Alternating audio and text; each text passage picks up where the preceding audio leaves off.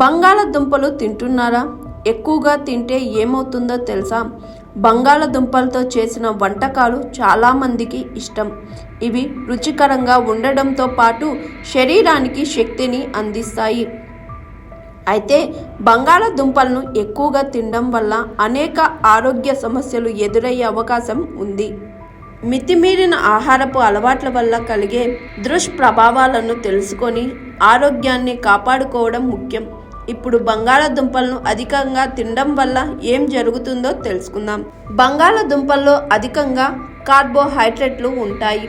ఇవి శరీరంలో గ్లూకోజ్గా మారి శక్తిని అందిస్తాయి. అయితే అధిక మోతాదులో బంగాళదుంపలు తినడం వల్ల రక్తంలో చక్కెర స్థాయిలు పెరిగే ప్రమాదం ఉంది. ముఖ్యంగా మధుమేహం ఉన్నవారు లేదా ప్రీ డయాబెటిక్ పరిస్థితిలో ఉన్నవారు బంగాళదుంపలను నియంత్రిత పరిమాణంలో మాత్రమే తీసుకోవడం అవసరం. బంగాళదుంపల్లో ఎక్కువ శాతం కార్బోహైడ్రేట్లు, పిండి పదార్థాలు ఉంటాయి.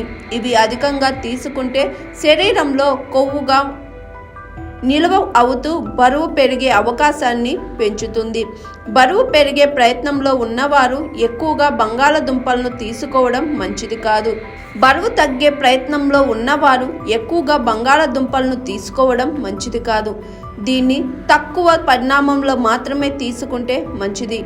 బంగాళదుంపల్లో పిండి పదార్థం అధికంగా ఉండటం వల్ల కొందరికి జీర్ణ సమస్యలు ఎదురవుతాయి. అధికంగా తినడం వల్ల కడుపు ఉబ్బరం, గ్యాస్, అజీర్ణం వంటి సమస్యలు రావచ్చు. ముఖ్యంగా జీర్ణకోశ సంబంధిత సమస్యలు ఉన్నవారు బంగాళదుంపలను తక్కువగా తీసుకోవడం ఉత్తమం. గ్యాస్ సమస్య ఉన్నవారు వీటిని పూర్తిగా మానేయడం మంచిది. బంగాళదుంపలను అధికంగా తినడం వల్ల రక్తపోటు స్థాయిలు పెరిగే అవకాశం ఉంది. బంగాళదుంపల్లో సోడియం స్థాయిలు తక్కువగా ఉన్నప్పటికీ వీటిని ఎక్కువగా ప్రాసెస్డ్ ఫుడ్ లేదా వేయించిన రూపంలో తీసుకుంటే రక్తపోటు పెరుగుతుంది. అధిక రక్తపోటు ఉన్నవారు బంగాళదుంపల వినియోగాన్ని నియంత్రించుకోవడం అవసరం. బంగాళదుంపలను ఎక్కువగా తీసుకోవడం వల్ల కొన్ని సందర్భాల్లో హార్మోన్ల అసమతుల్యత ఏర్పడే అవకాశం ఉంటుంది.